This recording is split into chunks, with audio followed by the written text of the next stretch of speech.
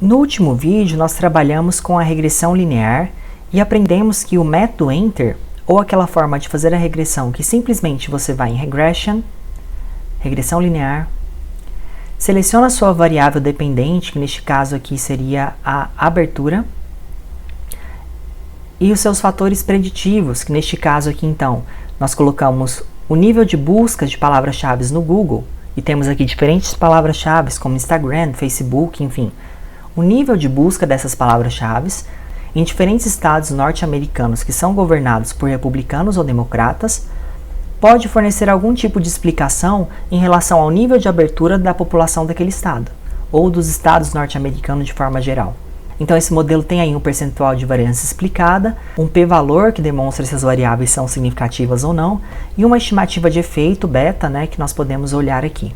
Ocorre que, muitas vezes, nós não estamos interessados em modelos do método Enter. Aliás, é bastante comum que, nas primeiras tentativas de análise, principalmente se você utiliza o SPSS, que você caia no erro de utilizar o Stepwise. O Stepwise é um método de entrada em que o próprio programa vai selecionar as variáveis mais correlacionadas e oferecer uma solução de que unicamente aquelas variáveis que são mais relacionadas ou mais preditoras e não redundantes que podem explicar o seu conjunto de dados, aí, a sua variação ou seu desfecho de interesse. Usualmente isso é um problema porque esses modelos gerados por Stepwise vão explicar bastante o seu dado, mas não necessariamente darão uma explicação que é generalizável para outras condições.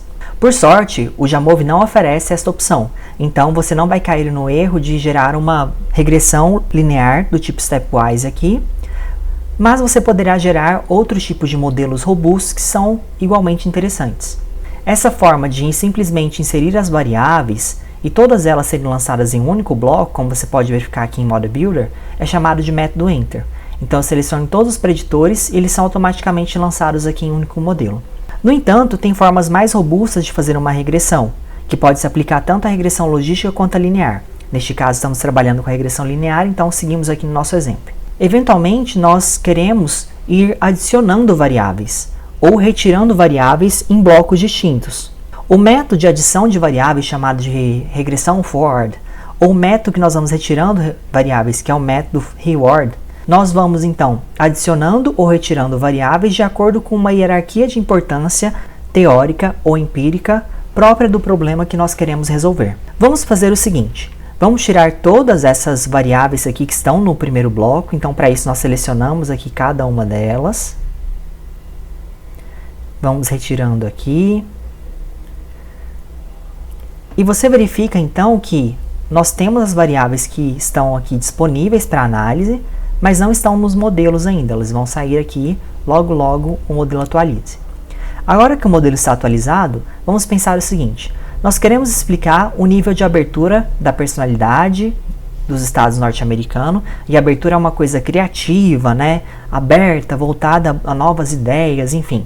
O quanto que as pessoas têm aí, então, de forma geral, de novas ideias? Será que isso tem algo a ver com a política? Será que o governador ser democrata ou republicano afeta isso? Vamos testar. Então, nesse primeiro bloco, vamos colocar aqui o governador, que é uma variável que demonstra se o estado é governado por um republicano ou um democrata. Nós colocamos aqui a variável, e chegamos então a um R quadrado de 14,8%, chegamos a um p-valor de 0,06, que é menor do que 0,05, então a variável é significativa, e da forma como nós lançamos a variável, tendo como nível de referência os nossos republicanos, nós podemos chegar à conclusão de que, comparado aos estados democratas, os estados republicanos tenderiam a ter menor abertura. Certo, então se eu posso ter uma certa explicação de diferença na abertura entre estados que são governados por republicanos e democratas, o meu modelo está pronto e eu posso sair por aí generalizando de que essa é a única explicação plausível para a diferença de abertura na personalidade entre estados norte-americanos? Talvez não. E aqui está a importância de você ter uma boa teoria e uma boa justificativa de por qual razão você está fazendo esta análise dessa forma. Aqui entra então uma outra possibilidade. Vamos clicar para adicionar um novo bloco e vamos colocar aqui algumas variáveis como museu. Então, pessoas que gostam de museu eventualmente ou pesquisam por museu, será que isso tem algum efeito aí na nossa explicação da diferença dos níveis de abertura entre estados norte-americanos? Colocamos aqui o museu. Scrapbook são diários, né? Vamos colocar então essa variável diário. E dança moderna. No momento que nós inserimos essas palavras-chave aqui, né, ou essas variáveis que nada mais representam do que o quanto que as pessoas daquele estado buscam por essas palavras e que de uma forma indireta representam o interesse das pessoas daquele estado nesses termos, nós chegamos a um segundo modelo. Vamos chegar um pouco aqui nessa primeira tabela. Nós vemos então que o primeiro modelo, só com as diferenças de governadores republicanos ou democratas, explica 14,8% da variação da abertura entre esses diferentes estados. Mas que um modelo que, além do governador, inclua o nível de busca dessas palavras-chave, consegue explicar 56,6% dessa variação. Então já é um modelo que explica mais. Comparando os dois modelos, nós verificamos uma diferença no percentual de explicação de 41,8%, que é o R², né? E que é significativo, né, pelo teste F aqui, com 6 casos aí depois da vírgula. Então é muito zero, é bem menor do que 0,05. Então tem diferença entre esses dois modelos, e se fosse olhar pelo percentual de variância explicada, eventualmente me interessaria mais este daqui, está bem?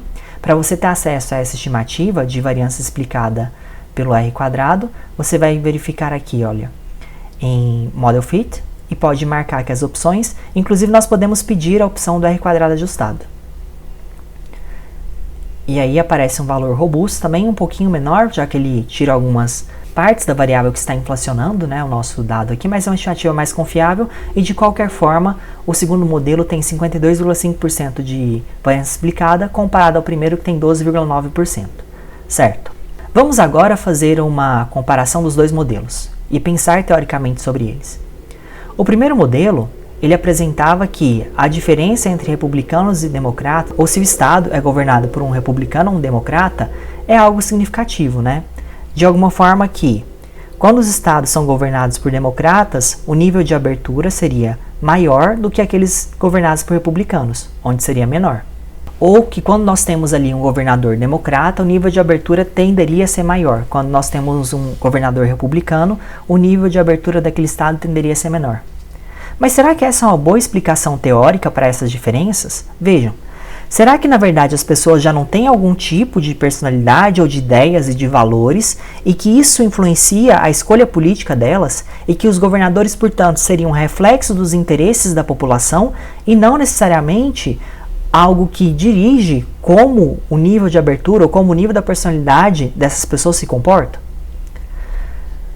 No momento, então, que nós adicionamos as variáveis que manejam o nível de interesse da população ou expressam o nível de interesse da população por meio das buscas, né, no Google, nós temos talvez uma resposta para isso.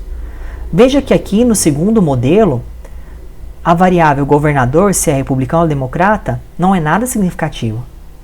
O P aqui é bem maior do que 0,05. Ou vejam que a variável museu não tem nenhuma possível impacto nessa explicação.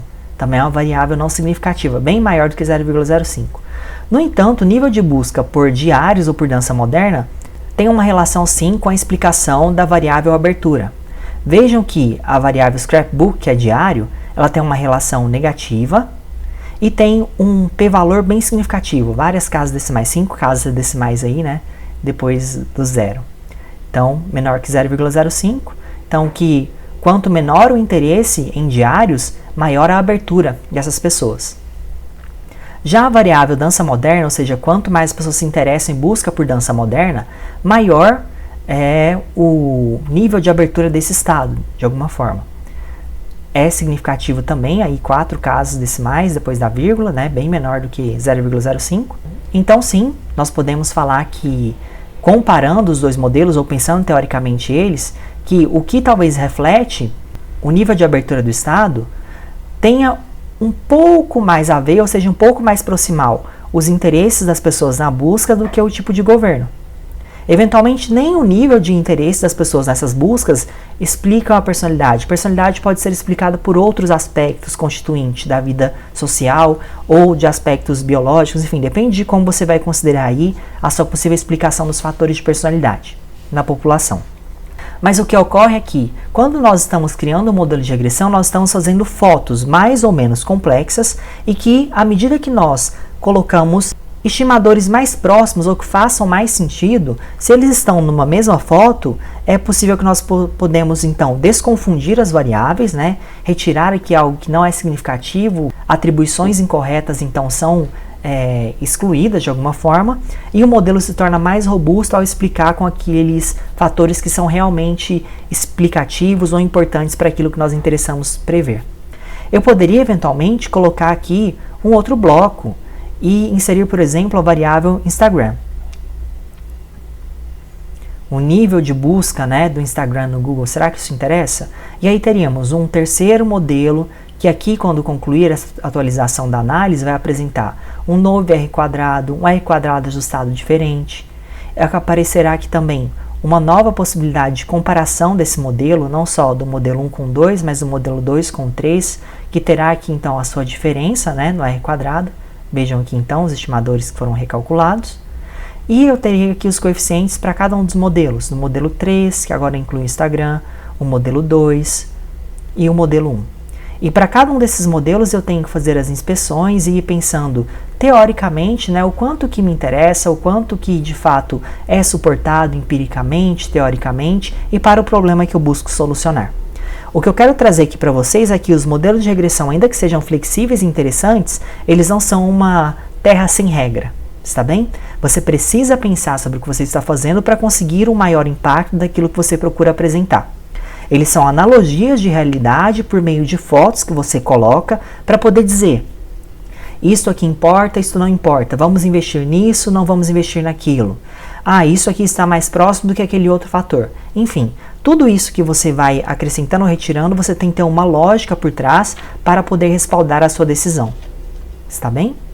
Aqui temos outras possibilidades, como mexer nos níveis de referência, que nós já tratamos em outro momento, trabalhar com os requisitos, colinearidade, normalidade,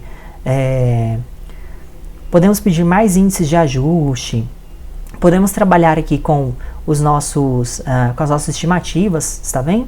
Aqui tem algo importante, algo que eu posso contar para vocês. Aqui nas estimativas nós pedimos, então, muitas vezes as estimativas padronizadas, que aparecerão aqui, e o intervalo de confiança.